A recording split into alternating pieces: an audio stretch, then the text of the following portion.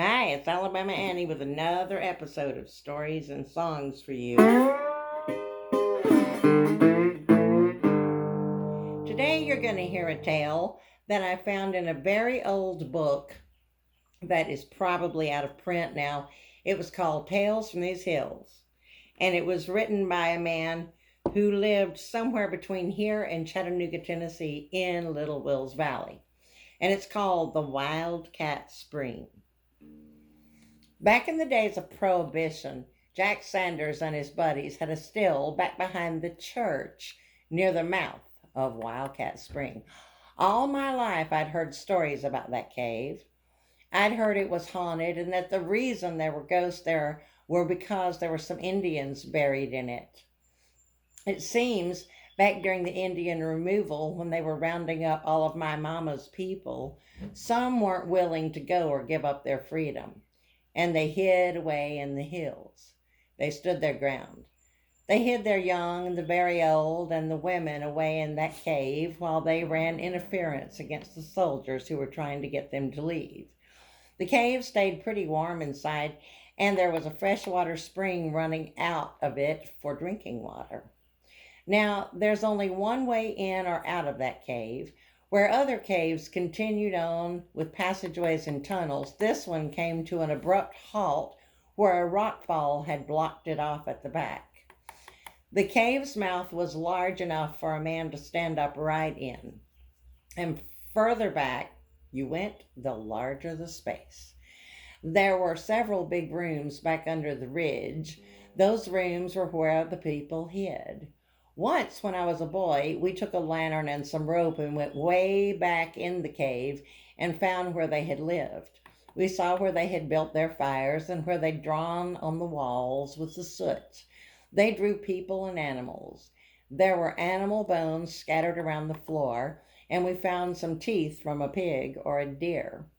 You couldn't go any further back than that last big room because the rest of the cave had fallen in and the passage was blocked with large boulders and stones.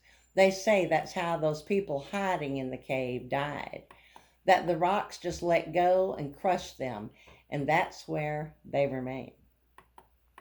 I tell you, we heard some strange noises in that cave, and we didn't stay very long. We heard moans and groans and what sounded like someone walking up behind us in the darkness, and we took off out of there. But Jack Sanders didn't seem to mind the ghost, though, or the old one-eyed scraggly-eared bobcat that had made the cave his home of late, marking the rocks with his scent and holing up in there to eat whatever he dragged home. It was years after our first visit to the cave that Jack thought it would be the perfect place to set up a still. So he built it right outside the cave mouth beside that spring and began making some of the best moonshine you ever did taste. But Jack was a God-fearing man, and he never would run that still on Sundays or sell any whiskey on the Lord's Day. I used to go up to the cave every now and again and visit with the boys and have me a little sip or two. We'd sit around under the little brush arbor that Jack had built for shade and to camouflage the still from the air, because back in those days the revenuer got to where they'd fly around in airplanes looking for stills, and they'd actually drop bombs and blow them up. We'd sit there around the fire and talk until all hours, sometimes heading home about daylight. I would always sit facing the cave when I was there because I didn't want that ornery old bobcat nor anything else sneaking up on me out of that dark hole. Oh, you'd hear sounds coming out of there. Sounds like footsteps and those moans we'd heard before, but Jack said it was just the sound a cave made in the wind. Jack was a really hard one to spook. On this one night, though, I went off up there with a man named Jess Baker. We went walking through the woods with our lantern because there wasn't a moon that night. Now, when there was a moon, why, you didn't need a lantern at all. You could see your way clear, and there wasn't a sound in those woods but the wind. Well, we got up to the rise behind the church and followed the little trail in, and there was Jack sitting a good way off from the still with that thing just boiling away, and he jumped a foot in the air when we said hello.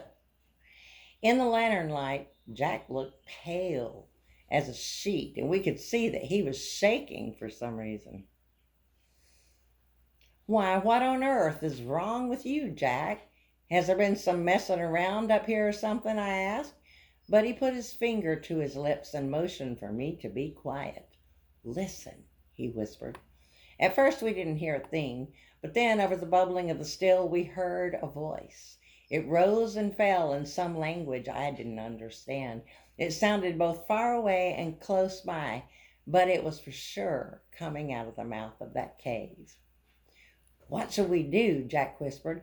"I'm not going to go a step closer to that still with that Hayne in there, but that still's going to blow if we don't do something," he fretted.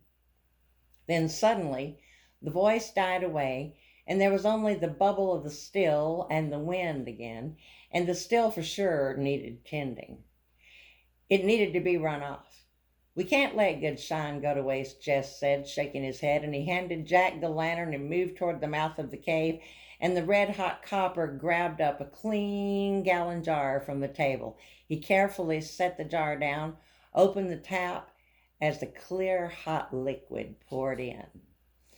There Jess was, bent over with his back to the mouth of that cave, letting that still run off, while Jack and I looked on from a distance. I thought my eyes were playing tricks on me at first, and I rubbed my left one with my free hand just to make sure, but what I saw there was still there when I opened it again. That old one-eyed tomcat came scampering out of there like his tail was on fire. And just behind that, in the mouth of the cave, stood the figure of a man. At first, I didn't think Jack saw him, but then he began to whine like a puppy and point, and the lantern was shaking in his other hand. The man was tall. I could see his features clear then, his long dark hair with a bandana wrapped around his forehead, and he wore a red shirt and buckskin leggings. As I watched, the figure moved toward the still and raised his arm toward Jess, and before I could make a move, Jack dropped the lantern and ran screaming off down the ridge. Sensing someone or something was behind him, Jess slowly turned then with the gallon jug of the hot scalding liquid in his hand and stood face to face with the Indian. "Jess, is that you?" the Indian said. Twilly Running Bear?" Jess quipped, slapping the Indian on the arm. "What are you doing here? I thought you were working out in Texas," Jess exclaimed, as Twilly said he'd just come back home. "Damn wife put me out, and I came back home." And all this time, I just stood there speechless until Jess passed the jug to Twilly. Jess turned to look at me. "Where did Jack go?" Jess asked me, and I said we really needed to go and find out. At Jack's house, his wife came to the steps and called out when she heard us. "Y'all done about killed my husband," she cried as we raced up to see him slumped in a chair on the porch with his hands in his head in his hands. Uh-oh. No editing here. Jack was shaking and he couldn't speak a word. All he could do was mutter and drool, and his hair had turned snow white. I knew that when he'd seen Twilly, he thought he'd seen a ghost. Jess went for the doctor while Twilly and I tried to calm Jack, reassuring him that he was not a ghost, and we waited for Jess and the doc. When they arrived and the doc examined him, he said Jack had suffered a severe shock, and he said he'd never seen hair turn white like that all at once. He said it was the damnedest thing he'd ever seen. He didn't tell us anything we didn't already know. We sat with Jack sipping whiskey on the porch as Twilly explained to him how he'd come to be at the cave and that he was sorry he scared us all. Jack was coming back to himself little by little, and we all had a good laugh despite Jack's hair. Twilly talked Jess into heading out west with him to work a piece of land he'd bought, and I kept working at the lumber mill. And despite the fact that Twilly hadn't been a ghost, Jack never did go back up to the Wildcat Spring or make any whiskey there again. And as far as I know, that old still is still sitting right where he left it. with Jess Goodlantern and that old one-eyed bobcat snarling and mumbling to himself with the ghosts. So there we have that story. I like the part when Twilly walks out of the cave and they think he's a ghost. And I have heard of people having their hair turn white from a shock, but not all at once like that. Here's a song called Wildcat Whiskey.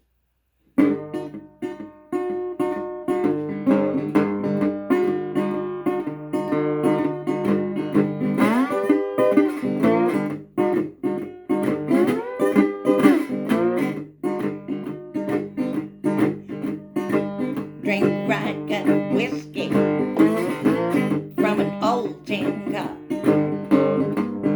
One knock on liquor, my baby drank it up.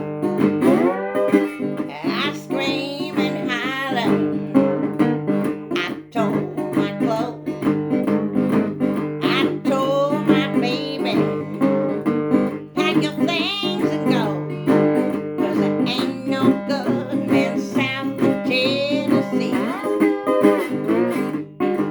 And there ain't no love for a country gal like me. Gal like me. Now prohibition is $1. Cocaine's way too high. The busted that's still up on Jackson Hill, and man is on a back porch crying. She scream and holler, she told her cloak, she told her baby, pack your things and go.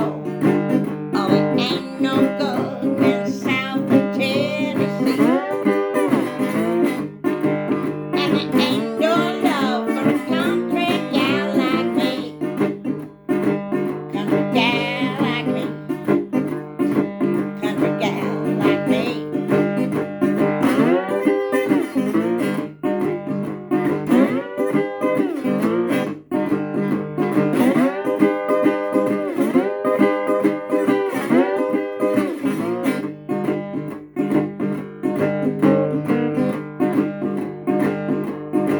Yeah, there ain't no good in South Tennessee.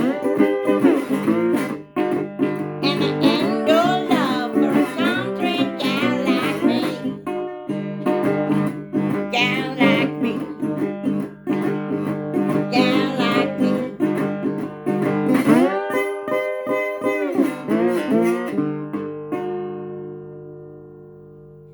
All right. Hope you enjoyed it.